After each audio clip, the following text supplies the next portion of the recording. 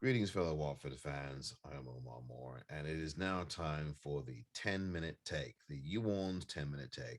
For Watford nil, Southampton 1. Well, I don't think I'm going to take 10 minutes today, or even longer than that, to explain what happened. I think we all know, as Watford fans, about what the story was today, and it was the defense. Shambolic defending from Watford, the championship defense is what we got today, except the championship defense that would have got them relegated from the championship last season, because the defending today was very poor indeed. The cohesion of the team defensively is the big problem here for Watford at the minute, and it has been throughout this season so far. And I have said to people on this YouTube channel, even before the season began, that you won't get to know about Watford as a team until we won't really be able to make an assessment, a proper assessment about Watford as a team until we get to games 8, 9, and 10. And what we've seen in these games, and even before games 8, 9, and 10, has been defending that has been very uneven, very tentative, and very much about giving up as much space as possible. And that's what you saw today, a defensive unit that does not have a core, that does not have any defensive intensity, and does not have any defensive organization once they are on the pitch. That's what you saw today, a defense that is committed to yielding as much real estate as possible. Free room and board at the Vic. Free room and board at the Vic. Take all comers. You don't have to pay anything. Just come right at us. We'll give you as much space as humanly possible. That's what our defense was today. That's what our defense has been for much of these first 10 Premier League games. In fact, even in games where we have won, we have conceded too many goals. Two of the three Premier League wins, we conceded 2 goals in those games. 2 goals against Aston Villa, 2 goals against Everton. We have to get the defensive aspect of the game right. And we're not doing that. The board now has got to take a long, hard look at what the plan is going to be in January to get defenders in who want to defend and who are committed to defending and defending with a level of intensity and aggression. That's what we are going to have here from our defense. We do not defend as a team well enough, not even close. You'll have one or two of the back four who are up for it. For example, today, and Ngakia again. Ngakia is a player that I'm a big fan of because I think that there's so much more upside to his game and he will grow into an even better right back. And he still needs to develop his game. But my goodness me, this is the example that Watford need. They need more younger, hungrier players who are committed to go forward with the ball, who are committed to defending and tracking back. We don't have enough of that up and down the pitch. We don't have a cohesive team defense, and we don't have a cohesive team defending approach. Our mentality is not about defending. Now, having said that, today the defending was good against the dead ball, good against set pieces. I thought that we defended very well today against the set piece, against the dead ball. We did very well against that. I think that was a very good thing today. But that was really it. We do not defend well against live ball play. When the ball is being played, we are not good defensively. In open play, we do not defend well. We are very poor defensively in open play.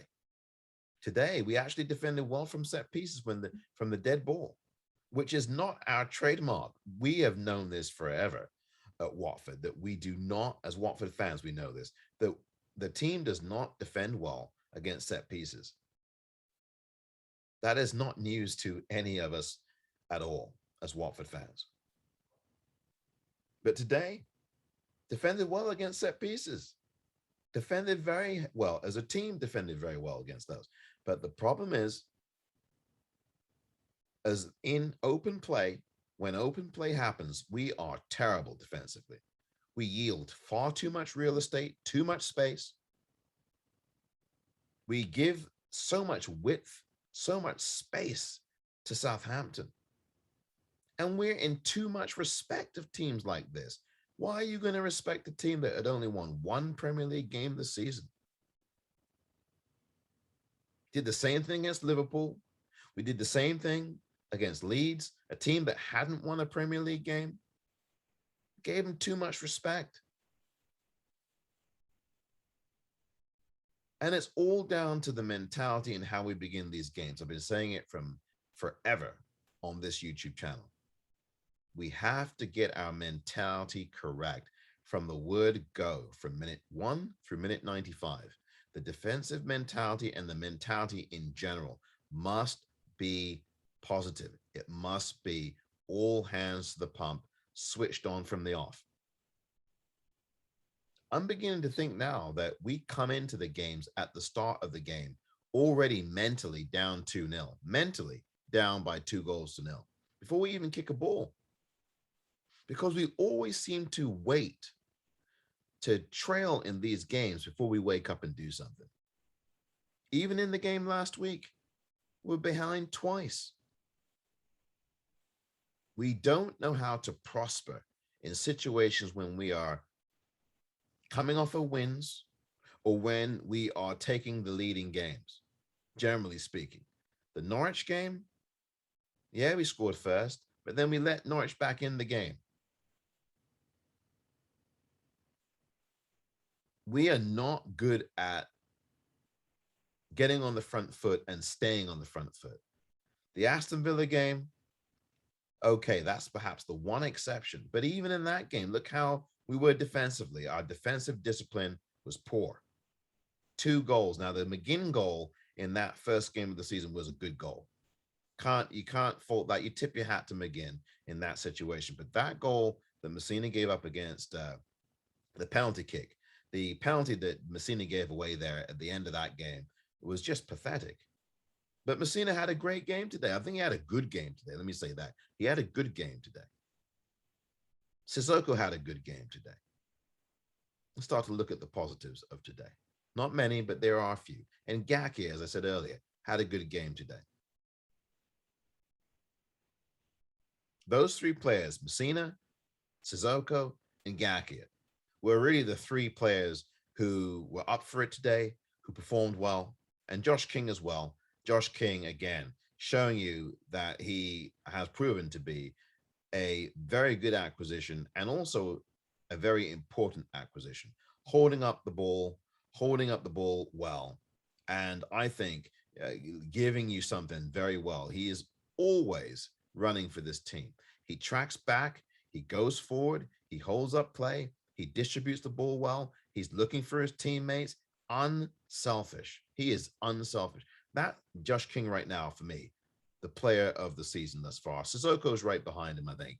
But listen, Joshua King, for me, is the most consistent Watford player. Ismaila Sarr today, concerned about him now. And I think what's happened with Sarr is that teams have figured him out. Teams have made him look one-dimensional. And what Sarr has to do in response to the Premier League figuring him out is to now develop a more versatile game. He now has to expand his game. He's a young lad, and he's still got lots of room for improvement, believe it. He really does. And what he has to do now is adapt his game and change his game, or rather, I should say, expand his game. As much as he's allowed to, but he's got to be able to start doing that. Because we have become awfully predictable down that right side. And I think today, the number of crosses that came in that Alex McCarthy in the Southampton goal said, thank you very much. There were 6 or 7 of those today. Balls being crossed by Sarr far too close to Alex McCarthy. Alex McCarthy didn't have a thing to do today except for making a really good save from Ashley Fletcher, who came in late on for Watford. I really wish he'd come in a little earlier, but look, that be that as it may, that was not the reason why Watford lost this game. The reason Watford lost this game today was that they did not apply a mentality from minute one, and that their defense was all over the place at sixes and sevens. The central defensive pairing has to be shaken up. These players were together last season. Cathcart and Truster Kong, they were there last season. They were there. Now, granted, they may not have played a lot of games in the championship as a central defensive pairing because Cathcart was stuck out at right back a number of times because Sierralta was occupying that position in central defense. But my goodness me, you can't have that defensive pairing now.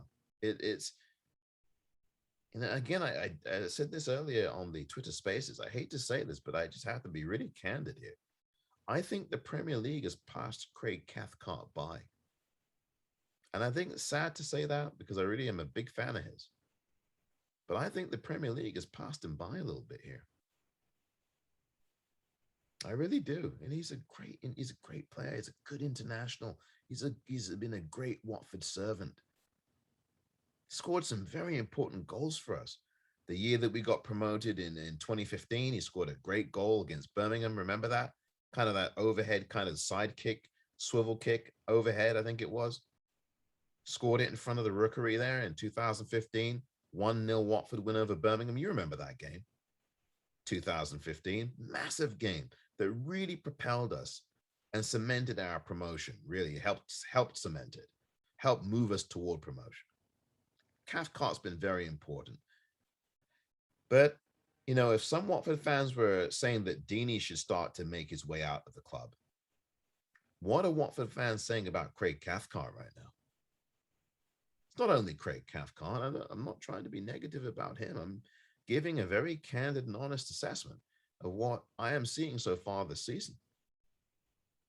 I mean, even in the beginning of this game today, remember that back pass? I mean, Ben Foster had to scramble for that ball. That would have been an own goal by Cathcart had Ben Foster not been alert to scramble back. That ball was on target going back into Watford's net. That was within the first 5 minutes of the game. And people remember well the Craig Cathcart mistake that allowed Shane Long of Southampton just a few short years ago to score the fastest Premier League goal in the history of the Premier League. 7 seconds. And that might have been one of the fastest own goals in the history of the Premier League today, had it happened. Thank God Ben Foster was aware enough to get back to that ball. Truster Kong has no idea right now. I'm concerned about him. I'm concerned about his positioning and his placement. The one goal that was scored today, Truster Kong is watching the ball go right past him. Right past him. And Shea Adams was outside the 18-yard box, as I remember it. And you can correct me if I'm wrong. But from what I remember, he was outside the 18-yard box. The ball just rolls in front. No defender gets to it. No defender puts pressure on the ball. That's what we've got right now. We have a defensive team, a team in defense that is not committed to defending, neither as a team or largely neither as individuals either, except for the people I've mentioned. Messina today had a good game, and Gaki today had a good game. But generally speaking, throughout this season, and I said it, we would have these first 10 games. I said this way before the season began. It would take around 8, 9, or 10 games of the Premier League season for us to really make a really educated assessment about what we are looking at here with Watford. And it's very clear now what these first 10 games have shown us about Watford is that defensively, they're not up for it. Defensively, we have a championship type defense. Painful to say it, but it's the truth. Defensively, we don't have an aggressively defensive team. The front line is aggressive and terrific. Man, the front line on this day is a terrific front line. Going forward is not our problem. We might have to diversify sometimes, and certainly the absence of Emmanuel Dennis kind of exposed how one-dimensional we are on the right side of the pitch in our attack. Everything is flowing. The bulk of it's flowing from the right-hand side. Defensively, these first 10 games have shown us there is not a commitment to team defense. Ismail Assar is not tracking back. We don't have a 1 through 11 defensive commitment. And we don't have a team aggressively defending. And that doesn't mean, I'm not talking about knocking people over in the penalty box. I'm talking about a mindset and an aggressive approach to defending. We're not closing down space. We're not forward thinking in our defending. We are negative in our defending. And we need to be positive in our defending. We need to be aggressive in our defending. We need to have cohesion. We don't have any defensive organization. And you can talk about formation. You can talk about the way that we set up defensively. But we are not organized on that pitch, which tells me we don't have a leader in that defensive line. Where's the leader? Who is captaining that defense? Who captained the defense today against Southampton for us? Who was it that defensive line was looking to for leadership?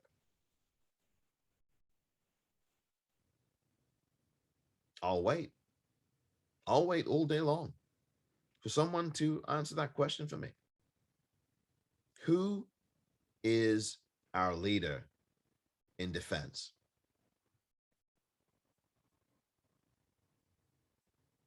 We don't have any. We don't have any. There are no leaders in the defense. There is no organization in the defense. There is no cohesion in the defense. And as I said, while we defended well against the set piece, against the dead ball, we have not defended well in open play. We have not defended well against the ball in open play at all. Last week, Richarlison gets that loose ball. Look what I found. As I said, we are not committed to defending against the ball in open play. When the opposition have the ball and they're coming to us in the 18-yard box, we're not committed. We're not committed. We're defending nervously. We looked very tentative today. We looked like we had no clue of what we were doing. Same thing in week 2, match day 2 against Brighton. No one knew what they were doing in that game. That's not just Cisco. That is a team that's not committed to defending and sorting itself out. That's a team in defense that has no leadership. Not a jot of leadership coming out of that defense. It simply won't do. And I think everybody watching this video who is a Watford fan knows this. This is not rocket science here. It just won't do. And I sit here thinking about this team today against a Southampton side that had not won an away game in the Premier League this season. And I told you as well in the Friday Focus, and you know this, Watford had been poor at home against Southampton in the Premier League for a number of years now. All of the time that Watford were in the Premier League prior to relegation, from the 2015-16 season on, Watford had not beaten Southampton at the Vic. Not once in the Premier League had they done that at the Vic. And that continued today. We've beat Southampton at St. Mary's. We've beat them on the road. But we cannot beat this team at home. Remember in 2017 or 18, Doucouré's handball goal? That's what we relied on to get a point out of that game. No VAR then. They would have overturned that if VAR existed then. We lost the game to them in the pandemic season, during the season when it was Project Restart. Danny Ings scored a couple of goals, lost 3-1 at home to them in the Premier League. Lost to them 3-2 or something, or 4-2 in the Premier League in one of these games. We have not beaten this side in the Premier League at the Vic. Not since 2000. We haven't beaten them in the 2015-16 season. No, We've not done it. And what really galls me, and I know I'm not the only Watford fan who thinks this, is that we come off of a 5-star second half against Everton last week at Goodison Park, flying, and we come back home and give a stinker of a performance like this. Not good enough. It's not good enough going forward. We only troubled Alex McCarthy once. That was the save against that he made against Fletcher. Carl Walker-Peters in the first half cleared a ball off the line. But even the attack seemed rather tame to me today. What do you think about that? We didn't seem to have the heart and the commitment today going forward either. Job one is the defense. We've had 10 Premier League games, not one clean sheet, not one. And if any game was a game where we could have got a clean sheet, this was the game to get it in. Flying high, come off the 5-2 win at Goodison, and we come home. This was your opportunity. Knowing that you got a rough 5 games ahead, this was your opportunity to cement that win last week at Goodison with a blooming good defensive performance and a win. Even if you got a point out of the game today and you defended well, I would have taken it. I think a number of Watford fans would have taken that. But we got neither today. No defending and no points.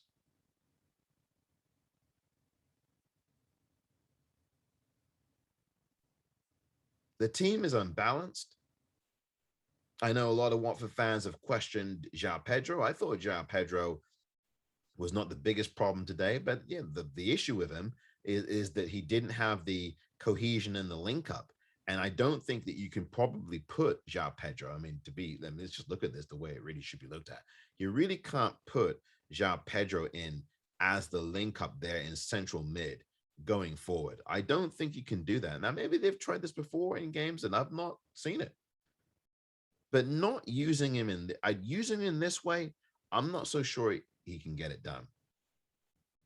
If you're going to use him, you're going to have to probably bring him a little bit further away from that line. Otherwise, he gets lost. And then that creates space for Southampton to exploit.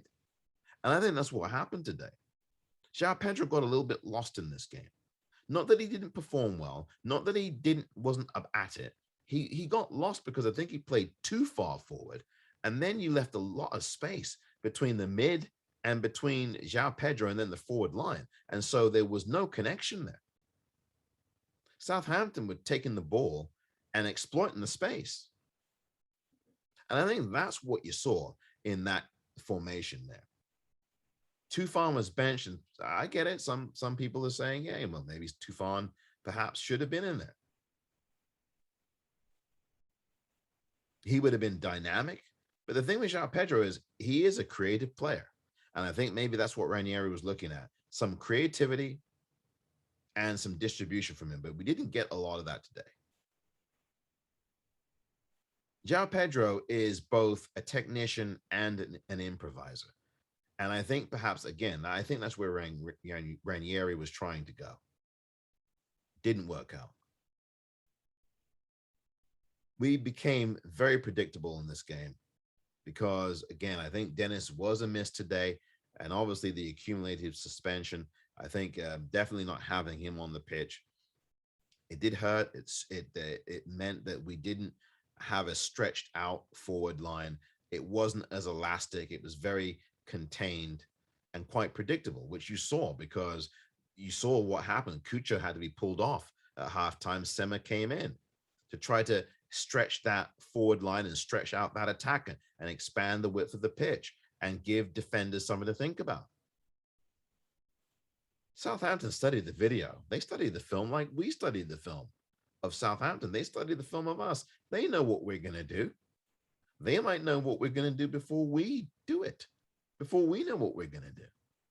And all Southampton did in that second half was just sit back and say, have at it. And all we did in the first half is say, free room and board at the Vic. Come right in. And surely the board sees this now. I know Scott Duxbury cares about it. He passionately cares about this club. I know he does. I'm not slating Scott Duxbury. I'm not slating the owner. But surely they have seen that this defending is not up to it. And if Gino sees well enough and saw well enough that Cisco was not up to the Premier League as a manager, as a head coach, then surely he sees that these defenders are not up to it in the Premier League. They are not up for it, and they are not up to it. We defended like a championship team today. And as I say, not the championship team that Watford had last season, but the championship team that was getting relegated, like a Wycombe Wanderers. That's how we defended. That's how we defended in a lot of these games. And to me, it's disconcerting that we go from a 5-star performance second half against Everton to this absolute dreck today. We do not react well to prosperity. That's another thing I've learned in these first 10 games. And it's something that's happened in previous seasons. It's not like it's the only time.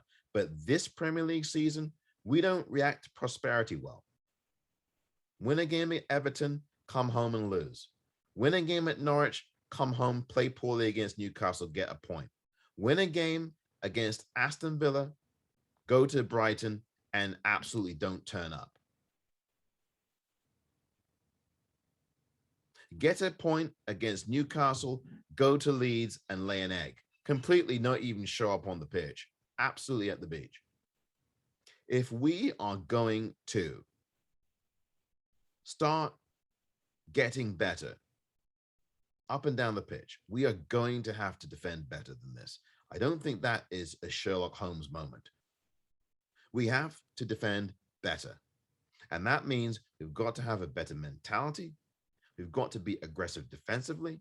We've got to learn how to defend as a team against the live ball in open play. We've got to defend better in open play. Now, if we can build upon the defending that we did against the dead ball, against the set piece, and translate that into a better defensive unit display in games where the ball is live, in live action, in open play, our open play defending has got to be better. And if we can translate what we did against the dead ball, against the set piece today, into the defending in open play, we will have a chance. But the reason why we don't have a clean sheet in these first 10 games is very simple. We're not defending aggressively enough. We don't have a leader in defense. We don't have a game plan in defense. We don't know what our roles are. We're disorganized. We've got no idea what we're doing. 6s and 7s, dear, oh dear, oh dear. Adam Armstrong could have had a hat trick today. Could have had 4 or 5 goals today. Just like, again, this reminds me of the Newcastle game. The Newcastle game a few weeks ago at the Vic. Same thing.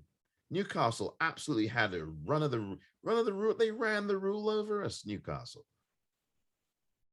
And if it hadn't been for a shot hit point blank at Ben Foster in that game late on by Jacob Murphy, we would have been dusted. We would have been knocked out of the box. We would have absolutely lost that game. Sean Longstaff could have had a hat trick in that game. Adam Armstrong could have had a hat trick in this game. It's the same pattern. The pattern is developing over and over and over. And I think as Watford fans, we can see what the pattern is. Very shoddy defending. Defenders are not confident. The defenders are very tentative. They're very hesitant. Not a good recipe for success and not a good recipe for keeping clean sheets.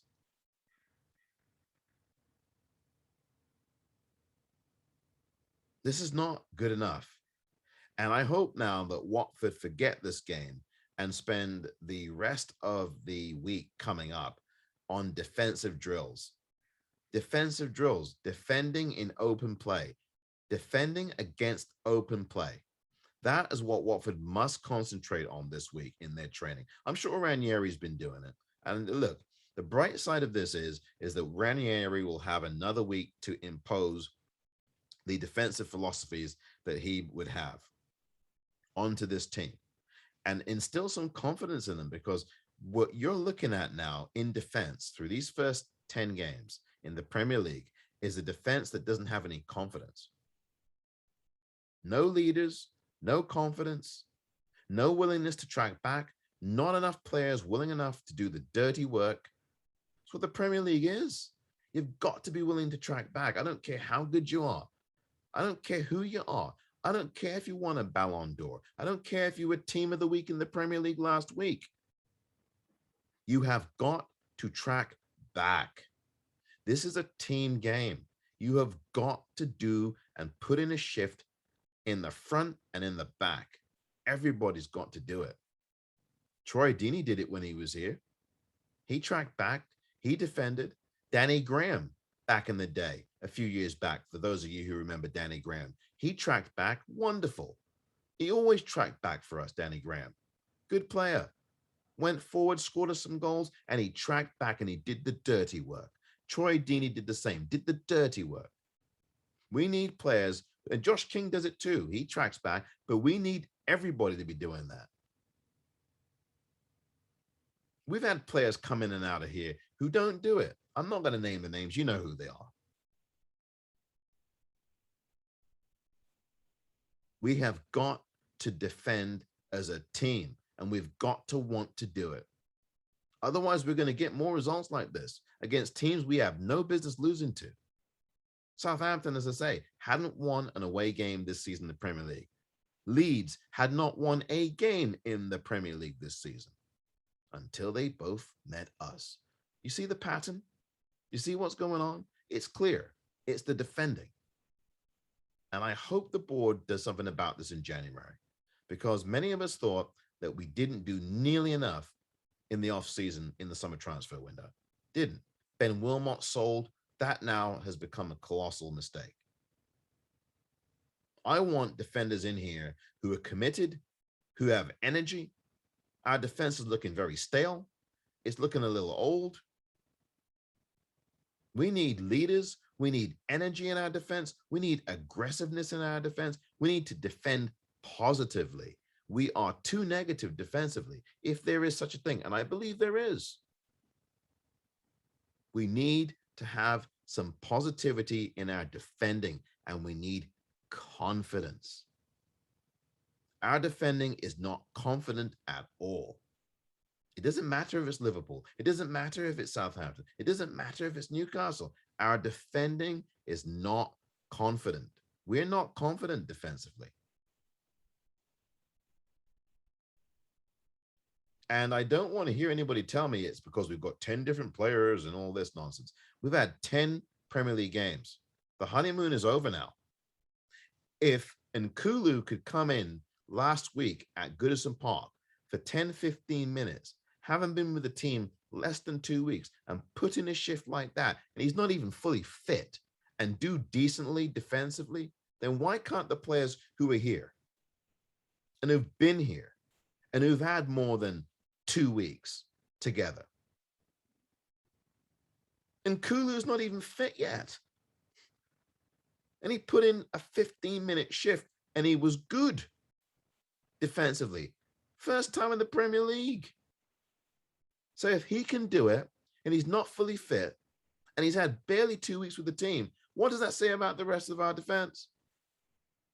Not too much. Not too much.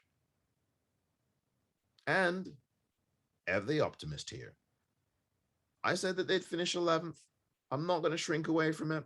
We're a long way off that now, though, aren't we? We're a long way off that. I mean, I do realize what's going on here.